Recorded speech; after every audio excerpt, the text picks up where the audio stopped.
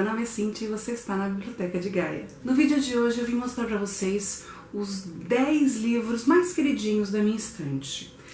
No Scooby eu tenho mais livros colocados como favoritos, porém eu escolhi os 10 que realmente têm um significado maior para estar como favoritos. Alguns acabaram entrando nessa lista de favoritos porque foram muito bem escritos, ou são livros únicos que eu nunca tinha lido igual e etc. Se você não me acompanha no Scooby, aqui embaixo no box de descrição, mais lá pro final tem um link para você conhecer meu perfil no Scooby. Eu vou mostrar para vocês os livros conforme eles foram entrando nessa categoria de favoritos. O primeiro livro que entrou nessa categoria é um calhamaço.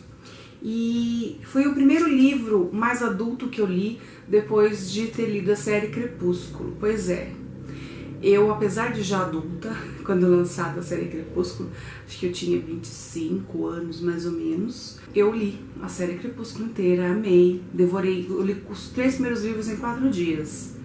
Pra você ter uma ideia da insanidade da pessoa. Não me julguem, tá? Porque a série Crepúsculo serviu para eu voltar à literatura, porque eu já fazia bons anos que eu não lia mais do que 2 livros por ano.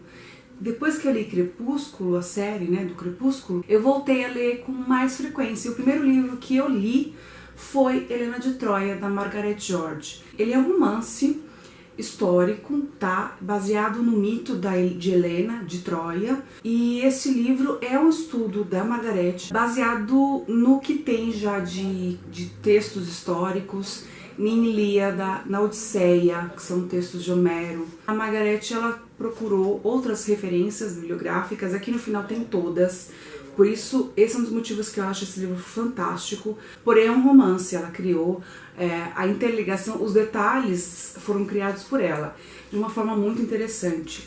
E foi o primeiro romance que eu li e amei, calhamaço, e foi o gatilho para começar a ler livros mais interessantes, mais adultos. O segundo livro que eu vou mostrar para vocês, que entra nessa lista de favoritos, é do Richard Bach. Ele é um livro, eu já falei dele aqui, na resenha de Matéria Escura, eu indiquei este livro, Provavelmente já ouviram falar do título Fernão Capelo Gaivota. Esse é o livro mais famoso do Richard Bach. Essa minha edição é bem velha, tem uma edição mais nova, porém ela tá cara, e eu queria muito aquela edição, mas ela tá bem carinha, então eu vou continuar por enquanto com essa minha edição, que eu comprei em 2005. Ele fala um pouco sobre física quântica, realidades paralelas, mundos paralelos, né? E isso aqui é um romance, então tem uma historinha que ele vai mostrando e vai intercalando com a narrativa, colocando contexto científico, físico, da física quântica dentro da história. Foi o livro que abriu meus horizontes, porque que eu nunca tinha lido nada sobre física quântica, e este livro me mostrou que trouxe umas respostas para algumas dúvidas que eu tinha, porém criou muito mais dúvidas do que eu já tinha, né? Normalmente é isso que acontece, quando a gente busca respostas, seja lá para o que for na nossa vida, filosofia, enfim, tudo que a gente vai procurar resposta, a gente pode até encontrar resposta, mas junto com ela vem mais um monte de perguntas, né?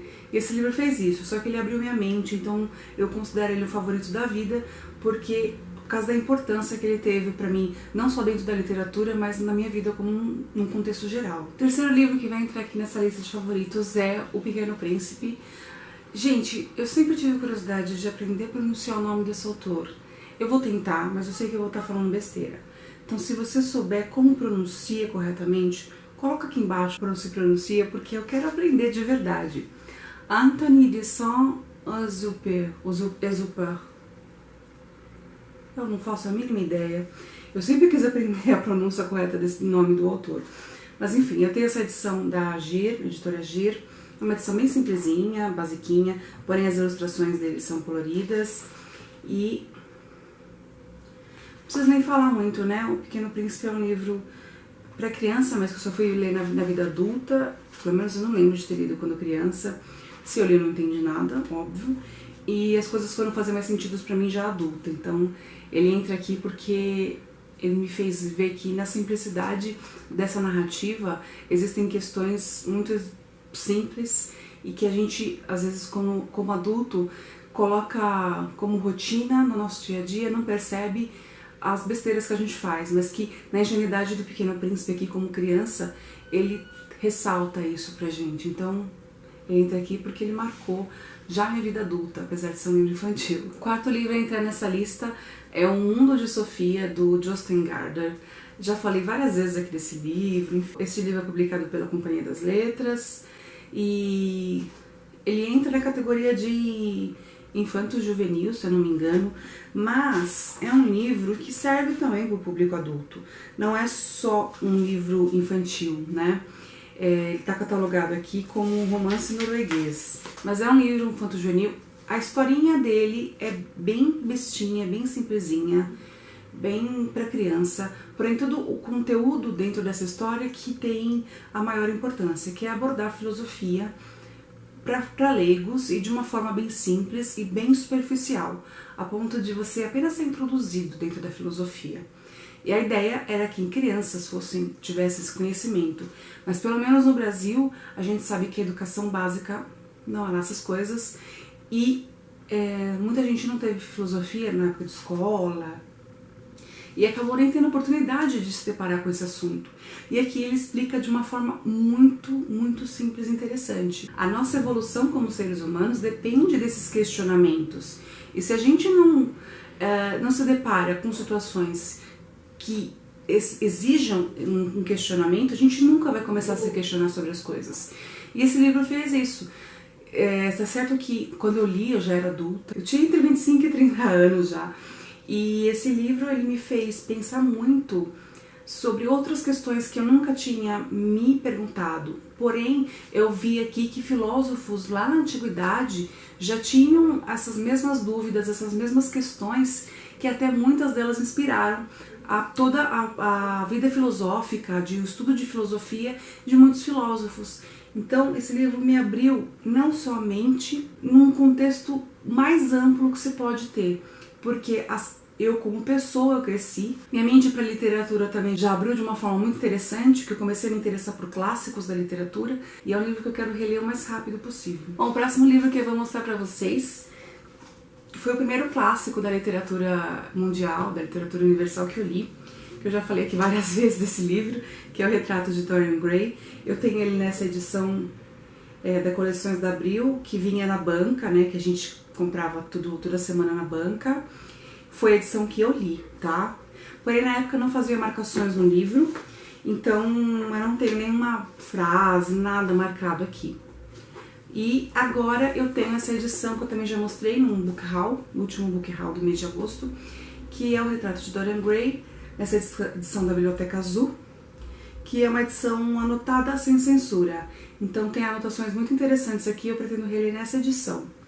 E inclusive, se você tem interesse, aguarde que em breve eu vou fazer um videozinho, eu vou falar com vocês sobre a releitura deste livro. Eu pretendo reler ele esse ano ainda. Eu preciso reler ele esse ano ainda em inglês e vou querer aproveitar para ler em português, enfim. Em breve eu soltarei um vídeo falando sobre a releitura, convidando vocês para reler esse livro comigo, tá certo? Mas então, eu vou segurar essa edição que ela é mais bonitinha, né? Esse livro foi muito importante porque, como eu disse, foi o meu primeiro contato com a literatura clássica, né? Com os livros clássicos.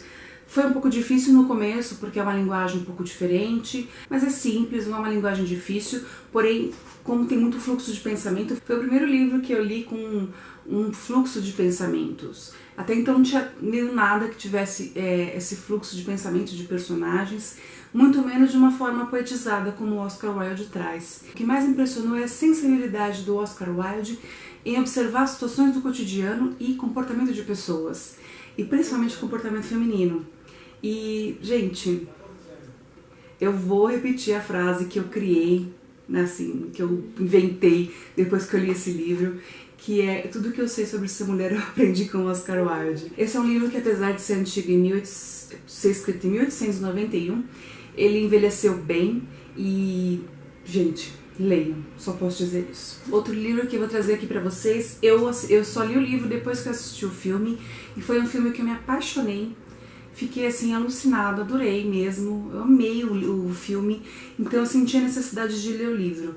Eu não fazia isso até então, não tinha esse costume de ler o livro de um filme que eu já tivesse assistido, porém eu fiz com Comer, Rezar, Amar, da Elizabeth Gilbert. Provavelmente vocês assistiram o filme, não vou dizer necessariamente ler o livro, mas esse livro veio perfeitamente na minha vida no momento em que eu estava tendo questões bem parecidas com a Elizabeth, em relação ao relacionamento, à vida matrimonial e desejos de pensar como seria a minha vida se eu tivesse seguido um caminho diferente e tal. Claro que o fato de parte do filme se passar na Itália ajudou bastante, né?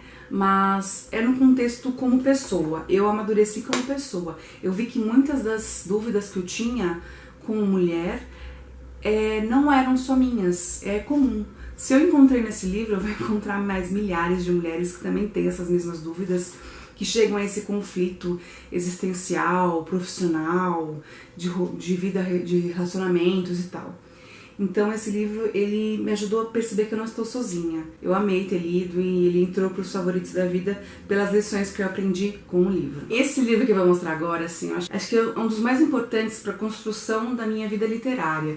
Eu não vou enrolar, eu vou mostrar logo que é As Intermitências da Morte, do José Saramago. Esse não foi o primeiro livro que eu li do autor. O primeiro que eu li foi o Ensaio sobre a Cegueira, que eu já falei em um dos vídeos aqui, tive muita dificuldade para ler Ensaio sobre a Cegueira, porque a escrita do Saramago, ela é bem peculiar, quem já leu sabe. Ele não gosta de parágrafos, tá? Então assim, às vezes páginas seguidas sem um parágrafo, os capítulos são longos, então é uma leitura um pouco difícil. Mas é uma leitura incrível. O Ensaio sobre a Cegueira eu demorei uns meses para ler, eu tive dificuldade, como eu comentei para vocês, porém quando eu fui ler As Intermitências da Morte, a coisa fluiu de uma forma melhor. Imaginar que a morte, de repente, não quer mais trabalhar, não quer mais levar as pessoas embora, e todas as consequências que isso gera para a sociedade, para o planeta, é muito interessante. E pensar que a morte, apesar de ser a gente fala a morte, ela é um ser masculino, né? Nesse livro ela é apresentada como um ser masculino, e ver a morte se apaixonando por uma mulher, por uma mortal, é uma coisa assim mais inusitada ainda. E toda a filosofia, a poesia do Saramago, a gente consegue encontrar numa obra tão singela como essa. E a genialidade do cara, porque ele pensou em tudo. Ele pensou como seria, imagine para as seguradoras, seguro de vida, se a pessoa não morre. Imagina como vai ser imagina como seria para as agências funerárias. E imagina para a família, um acidente de carro, uma doença grave, enfim. O cara é um gênio. Então esse livro me abriu a mente para a literatura. Ele me ensinou que é um livro bem escrito. E como reconhecer ele também, né? Eu sempre fui uma pessoa com muito preconceito com a literatura brasileira, os clássicos da literatura brasileira. Não os contemporâneos, os clássicos mesmo. Mas eu fui quebrando esse preconceito por causa de uma pessoa, de uma escritora, Clarice Lispector. A Hora da Estrela, acho que não foi o primeiro livro que eu li dela, acho que foi o segundo. O primeiro que eu li, acho que foi Laços de Família, que é um livro de contos. Depois eu li A Hora da Estrela. Adorei Laços de Família, me identifiquei muito, gostei da escrita da autora, já gostava das frases que eu via soltas dela na internet, mas A Hora da Estrela me marcou demais, gente. Aí tem uma frase que cai bem com esse mês de setembro, Setembro Amarelo. Não sabia que ela própria era uma suicida, embora nunca lhe tivesse ocorrido se matar. É que a vida lhe era tão insossa que nem pão velho sem manteiga. Gente, só as almas mais tristes e profundas conseguem compreender a poesia de Clarice. Tá acabando. O nono livro que eu vou mostrar pra vocês é O Admirável Mundo Novo, do Aldous Huxley. Eu li nessa edição bem pobrezinha, bem xuxulentinha, tá? Amarela, velha. Claro que eu quero aquela nova da Biblioteca Azul, se eu não me engano, aquela com a capa roxa. Vou deixar a capa aqui do lado, eu quero essa edição aqui. Mas eu tenho essa aqui, né? E eu li nela, então, maravilhoso. É das distopias que eu já li, eu acho que essa foi a mais antiga até agora. Apesar de ter sido escrito em 1932, esse livro é muito atual. Se você leu, sabe o que eu tô falando. Se você não leu, leia, porque vale muito a pena, gente. E o último livro que eu vou mostrar pra vocês é um romance. Eu não sou tão fã assim de romances, mas esse romance, ele me marcou profundamente. Eu descobri ele no começo do ano passado. Na verdade, eu descobri a autora no começo do ano passado, que é a Cris Mello, e é o Sob a Luz dos Seus Olhos, publicado pela Fábrica 231. É uma história de amor que se passa na Inglaterra, uma brasileira que se apaixona por um inglês, enfim, ela acaba voltando pro Brasil, o relacionamento não dá certo, mas aí eles acabam se reencontrando e tal. A Cris, tem uma foto dela aqui. Ela é maravilhosa, gente, além de super talentosa, de ser um romance muito apaixonante. Eu amei esses personagens, eu me envolvi com a história, eu consegui imaginar cada um dos personagens, me apaixonar. Esses foram os 10 livros que mais marcaram a minha vida. Cada um teve uma explicaçãozinha, vocês viram. Mas é isso, espero que vocês tenham gostado. Fazia tempo que eu queria fazer esse vídeo, eu gravei uma vez, mas eu não gostei do vídeo, eu acabei deixando de lado. Mas hoje, finalmente, eu gravei e trouxe aqui pra vocês. Clique em curtir, inscreve-se no canal se você ainda não for inscrito. E a gente se vê no próximo vídeo. Tchau, tchau!